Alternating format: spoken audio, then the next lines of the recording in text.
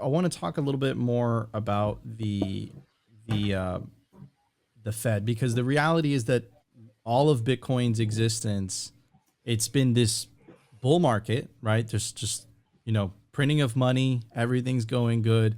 This is really the first time in Bitcoin's history that the Fed is taking this hawkish stance. Do you think that's going to affect the next cycle that I'm anticipating, if the halving cycles are still a thing, is going to happen 2024, 2025? Yeah, I think the halving cycle still is really a thing. And the last time the Federal Reserve pursued a policy like it is today, it really hammered the price of gold.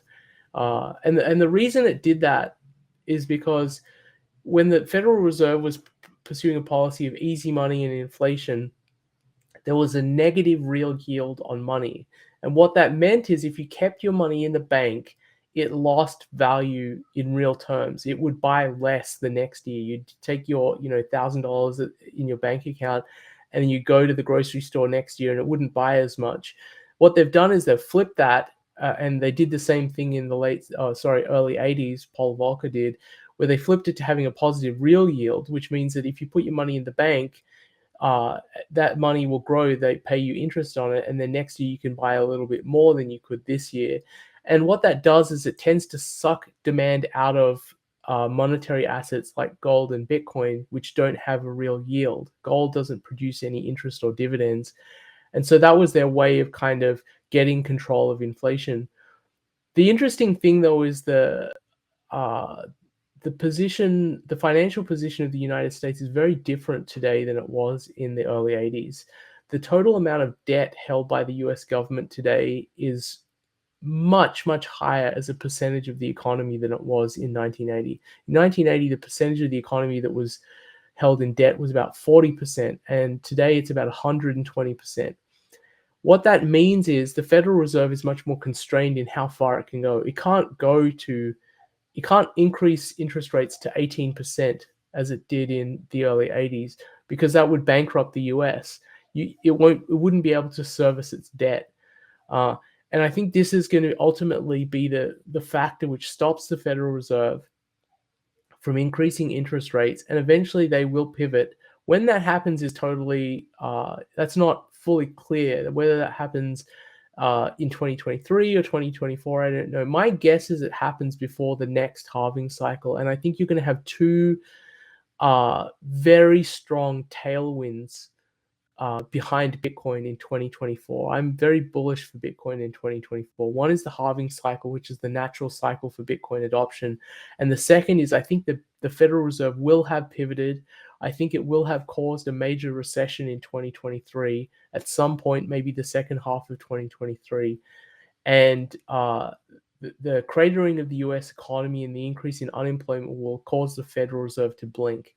And they will blink, they'll start decreasing interest rates, and they'll go back to an easy monetary policy, which is their habit. The Federal Reserve has pursued an easy monetary policy for, the best part of 40 years. It's not common for them to do what they're doing today. So I think those will be big tailwinds for Bitcoin in 2024, and I expect that we're going to have a huge bull cycle in that year.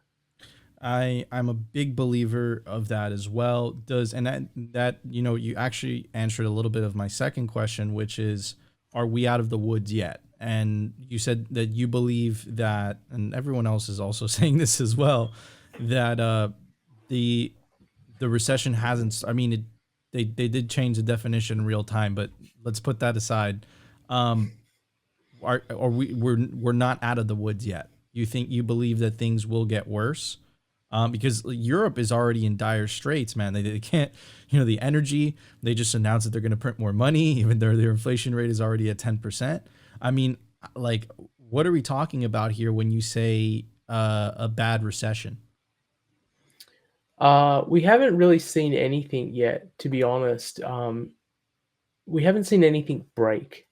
Let me put it that way. We haven't seen anything break in the global financial system. We almost saw something break in the UK when they had a lot of pension plans which had made bets on the uh, the British government's interest rate, and that it would never get as high as it did. And a lot of them looked like they were going to go under. And the the Bank of England intervened. That was a case where something almost broke in the global economy. But I think the Federal Reserve is going to continue to increase interest rates. And the reason, people might be confused about this. Why are they increasing interest rates when they've traditionally pursued an easy monetary policy? The reason is because they lost their credibility with inflation. They thought they could get away with an easy monetary policy and that inflation was contained. And then when it started picking up, that it was transitory. That's the word they used. But then it proved to not be transitory. And they realized that expectations about inflation, this is the big thing that they worry about. If they become unanchored and people start believing inflation is a permanent feature of the economy, then it starts getting into the labor market where it's really hard to undo. And this was one of the problems in the 1970s, is that people would go to their companies or their boss and say, I need a raise of 10% every year, because if I don't get that raise, then my standard of living is going to go down. And then so companies had to factor that into the cost of the goods that they sold. And so inflation kind of fed on itself in a way.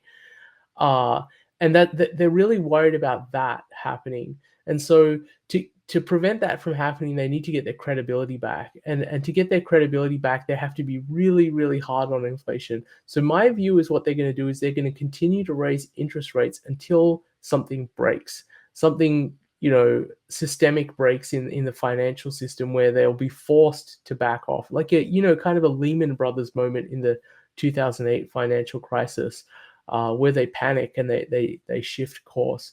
Or it'll be that, or there'll be a deep recession in 2023 or 2024. And either of those things, I think, are going to force the Fed to change course. And we're running a little bit short on time. Where is Bitcoin's role in this when this happens? Because it's what you said, man. It's a recession, something breaks. You see it, all the signs are there. Where's Bitcoin's role in this? How do you think it's going to perform? I think it's going to do really well. I think, I said 2024, and I like to think of Bitcoin's history. I wrote in my book that Bitcoin is like a phoenix that rose from the ashes of the global financial crisis in 2008. And I think it will be a phoenix again. I think it will rise in 2024 as the world faces a huge recession, potentially a sovereign debt crisis. There's a lot of sovereign debt. Nation states have a lot of debt. And the only way that they can control this inflation problem is to increase interest rates, but then that increases the risks of a sovereign debt crisis. So I think that Bitcoin will rise again as this asset which is immutable and permanent and has a fixed supply and is predictable, and a new block gets produced every 10 minutes, and it will be this steady bellwether in a crazy, increasingly crazy world. And I think this next decade is going to be crazy for a lot of reasons, because we've pursued a monetary policy that's never been seen in history. We have nation states with more debt than they've ever had. We have the threat of World War III. We have all these huge global economic risks that are on the horizon. And I think Bitcoin is going to become the preeminent store of value in this period. It's going to overtake gold, and people are going to see it as the place to keep their savings, and becomes a global safe haven.